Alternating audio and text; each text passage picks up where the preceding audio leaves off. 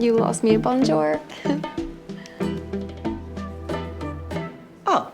Welcome to MsMojo, and today we're counting down our picks for the top 10 cringiest Emily in Paris moments. But truly, thank you guys for putting up with me. For this list, we'll be looking at some of the moments that made this Netflix series into a peak hate-watching hit. Which Emily in Paris moments had you French twisting in your seat? Let it all out in the comments below.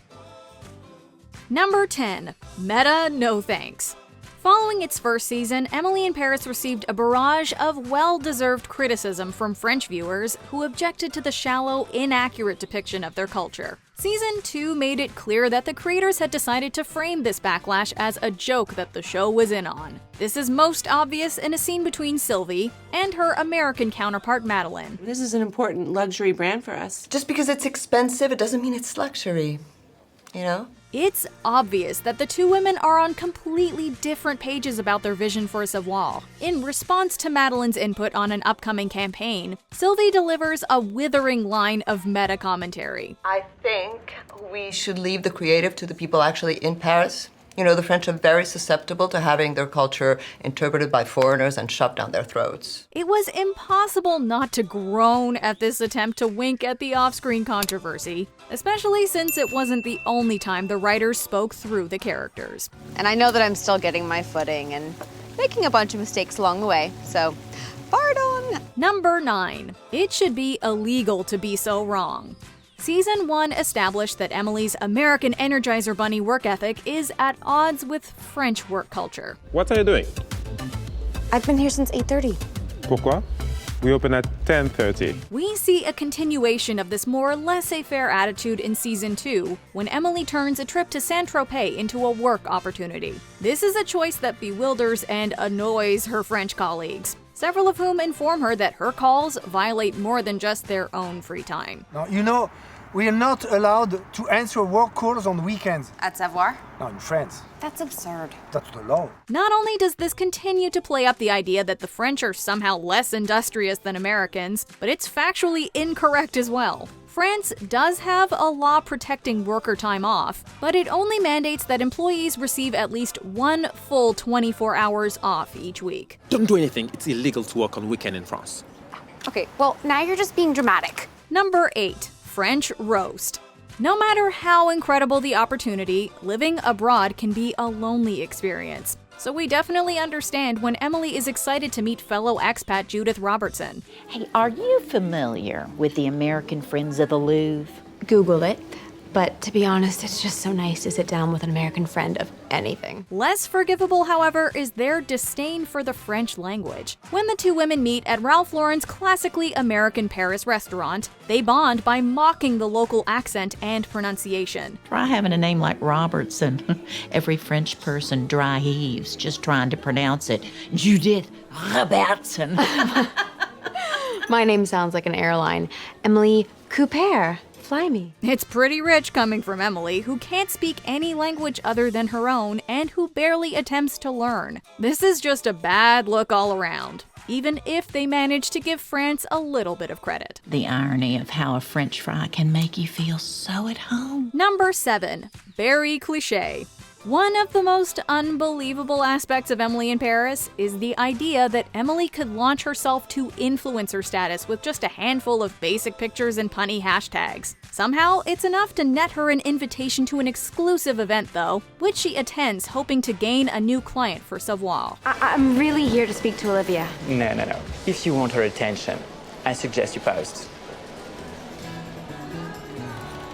Trivia. Determined to be noticed, Emily searches for inspiration. And she finds it, delivering a line that didn't turn heads so much as make them hit the couch cushions in exasperation. With macadamia butter and jojoba oil, Durée is smudge-proof.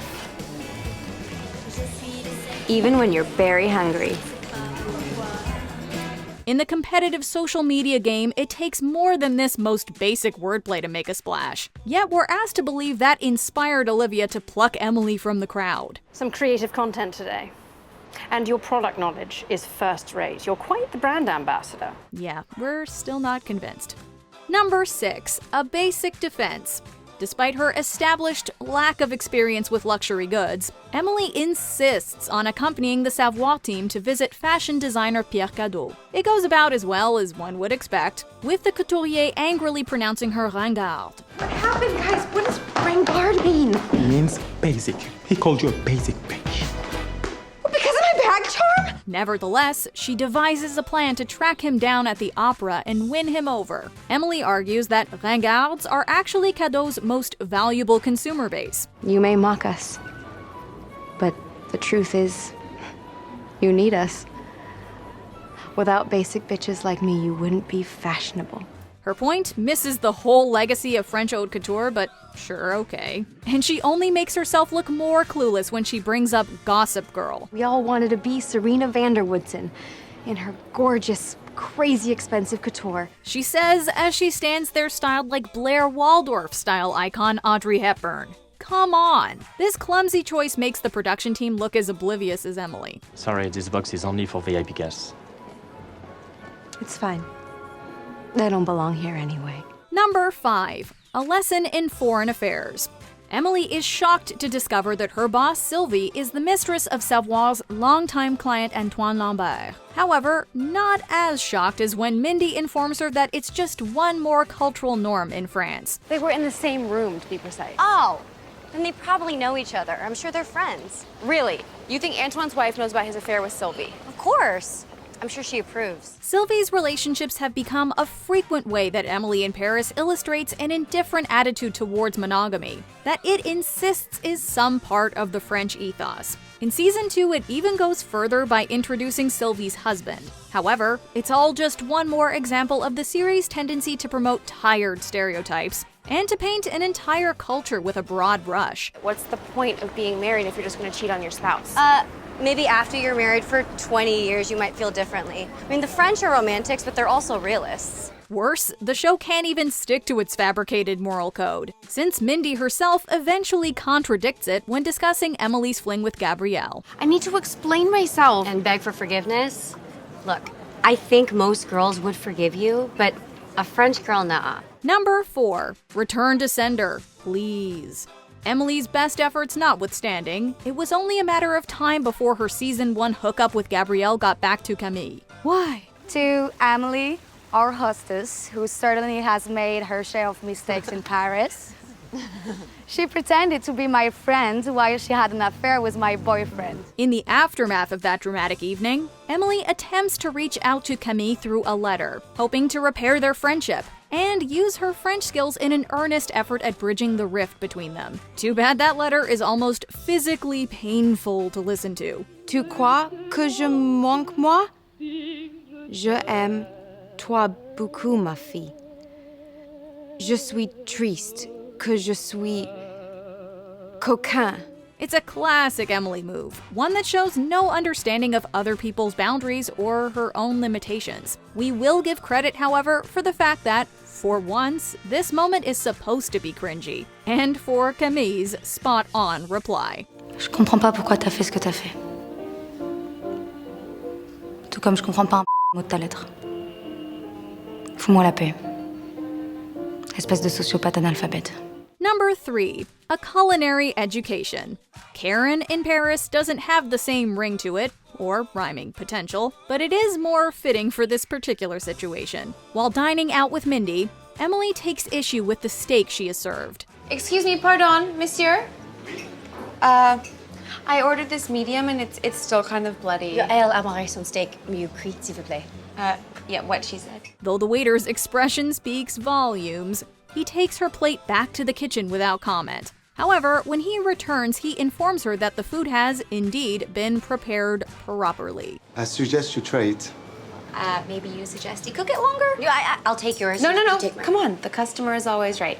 While this kind of rationale is common in America, where customers are used to being able to demand any sort of accommodation, it's considered very rude in other parts of the world. Emily is unconcerned with avoiding any ugly American missteps, though, responding with the kind of arrogance we've come to expect from her. Maybe I'll educate the chef a little bit about customer service. You think you're gonna change the entire French culture by sending back a steak? Number 2. Petra.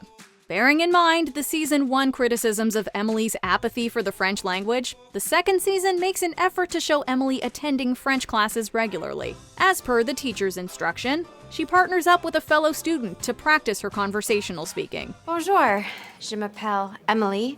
Je viens de Chicago. D'où viens-tu? Bonjour, je m'appelle Petra.